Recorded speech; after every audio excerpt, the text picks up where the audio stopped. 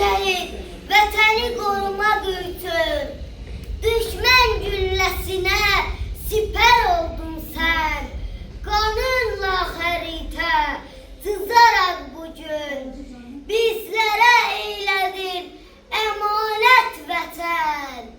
Ey şəhid, qarşında biz ağlayırıq. Almadın həyatdan sən öz şamını, düşmənə vermədin aman bir anlıq. Aldın məzlumların intiqamını. Ey şəhid, igidlik dastanı yazdın.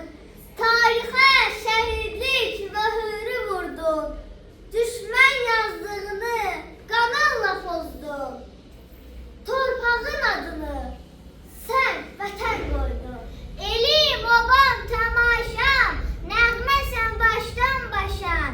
Qəhrəman yurdum yaşa, şərəfim, şanım yaşa, Azərbaycanım yaşa. Ey şəhid, gözlərin bulağı oldu, ruhumdan qəlblərin çeşməsi daşır. Hər qəlbdə, könüldə doğma iz qoydun, hər evdə, ocaqda adın dolaşır. Şehitler koymadı, gençlik bu bayrağı. En dalgası bir şehidin ruhudur. Vatan imanlarım, vatan inancım.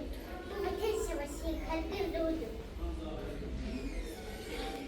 Anamız vətən şanlı bayrağıyla bələdi səni.